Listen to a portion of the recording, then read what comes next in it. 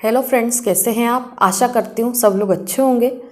आज के वीडियो में हम बात करेंगे कि एमटीपी लेने के दौरान आपका हीमोग्लोबिन कितना होना चाहिए, नॉर्मल रेंज में कितना रहना चाहिए, और अगर कितना कम हो तो आपको कभी भी एमटीपी या कोई भी किट ट्राई नहीं करना चाहिए।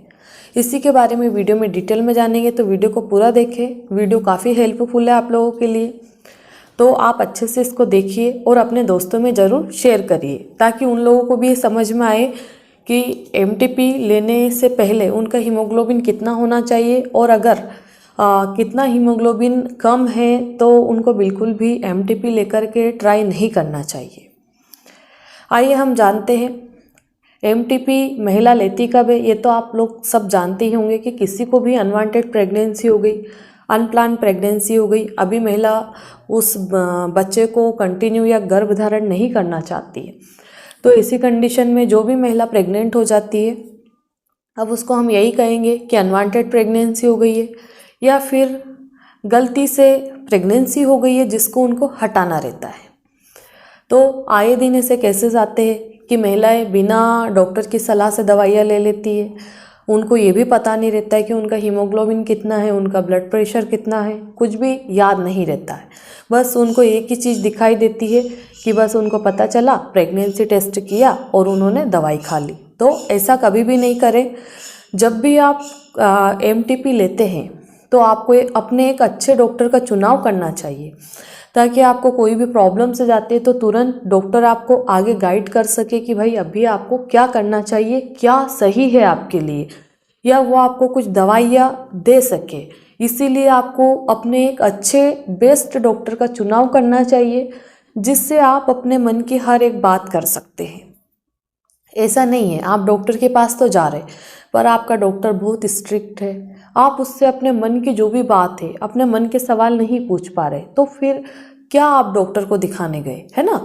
चाहे डॉक्टर कितना भी स्ट्रिक्ट हो, आपके मन में जो भी सवाल आ रहे वो सारा आपको पूछ लेना चाहिए, क्योंकि आप जा इसीलिए रहे हो कि आपके मन में बहुत सारे डाउट्स हैं, है ना। तो सारे क्लियर करके आना चाहिए। बहुत सारे लोग या बहुत सारे लेडीज़ से मुझे कमेंट्स करती है, मैंने ये दवाई खा ली, अब आगे की कैसे लूँ, मुझे पेट दर्द हो रहा, अभी मैं क्या करूँ। तो भाई आप डॉक्टर के पास गए तो वहाँ ये सारा सवाल आपने क्यों नहीं पूछा, वहीं पूछना चाहिए था आपको।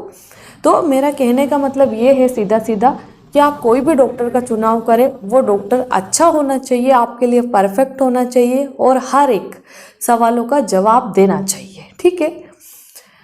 तो जब भी एक महिला एमटीपी लेती है, तो ये तो हमने जान ही लिया कि वो कब लेती है। अब हम बात करते हैं कि लेते समय आपको क्या सावधानी बरतना है। तो जैसे ही आपका पीरियड मिस होता है, कुछ दिनों के बाद में, यानी कि 5-6 दिन बाद आपको प्रेगनेंसी टेस्ट कर लेना है। अगर आपका टेस्ट पॉजिटिव आता है, यानी कि दोनों लाइनें डार्क आती है, तो फिर आप डॉक्टर की सलाह से एमटीपी ले सकते हैं। बहुत सारे लोग मुझे भी कमेंट्स करते कि आप डॉक्टर हो तो आप क्यों नहीं बता रही हो, हमें दूसरे डॉक्टर के पास क्यों जाना पड़ रहा।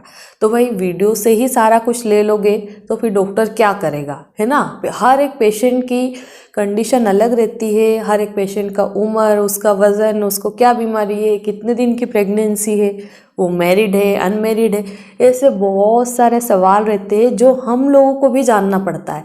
ऐसा नहीं है कि बस आपने तो प्रेगनेंसी हो गई और किसी का भी वीडियो देखा, बस उसके बाद आप लोगों को तो कोई मतलब ही नहीं है ना।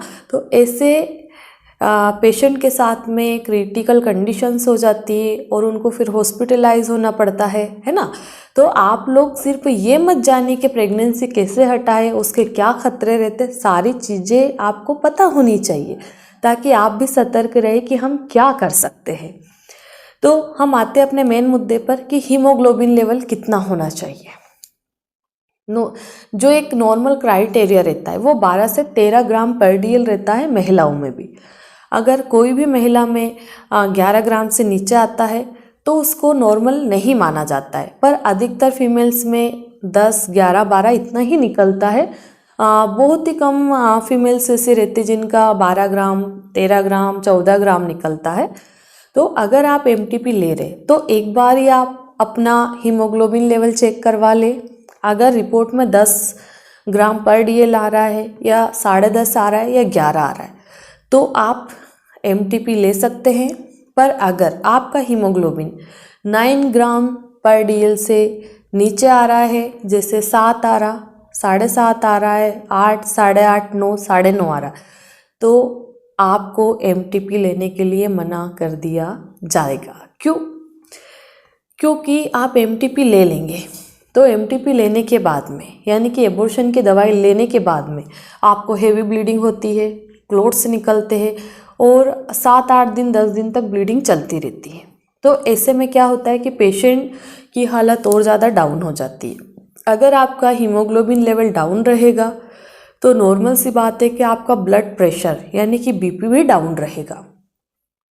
अगर आपका BP डाउन हो जाएगा तो आप तुरंत चक्कर आएंगे, बेहोश होने लगोगे। तो जब भी आपको लेना है MTP तो हीमोग्लोबिन लेवल आपका 10 से नीचे नहीं होना चाहिए। अगर 10 से नीचे है और ऐसे में आप MTP ले लेते हैं तो हो सकता है कि आपका 2-3% ब्लड कम हो जाए, 7 ही ग्राम बचे, फिर आपको चलने में चक्कर आएंगे, सांस फूलने लगेगी, आपकी पूरी बॉडी का कलर चेंज हो जाएगा और बहुत ही ज़्यादा कॉम्प्लिकेशंस आप लोगों को आने लगेंगे। तो जब भी लेना है तो एक चीज़ हमेशा ध्यान रखें कि हीमोग्लोबिन का लेवल 10 से ऊपर होना चाहिए। BP नॉर्मली 100/60 तो रहना ही चाहिए, यानी कि नॉर्मल BP रहना चाहिए। नॉर्मल 120/80 होता है, बट अगर 100 भी होगा तो भी चलेगा।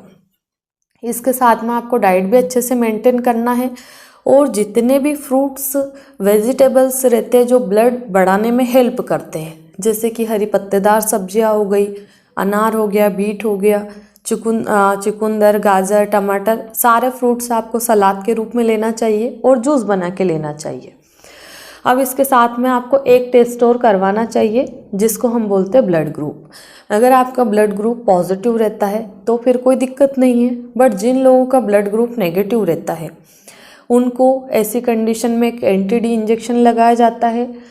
क्योंकि अगर आप NTD इंजेक्शन नहीं लगवा सकते और आपने फ्यूचर में प्रेगनेंसी प्लान की तो आपके बार बार बच्चे खराब होने के चांसेस बढ़ जाते हैं। तो आशा करती हूँ कि इस वीडियो के माध्यम से मैं आपको संपूर्ण जानकारी दे पाई हूँ कि आपको MTP लेते टाइम हीमोग्लोबिन का लेवल कितना होना चाहिए, और अगर 9 ग्राम से कम आता है या 9 ग्राम तक आता है तो फिर आपको कभी भी MTP का यूज़ नहीं करना चाहिए। धन्यवाद।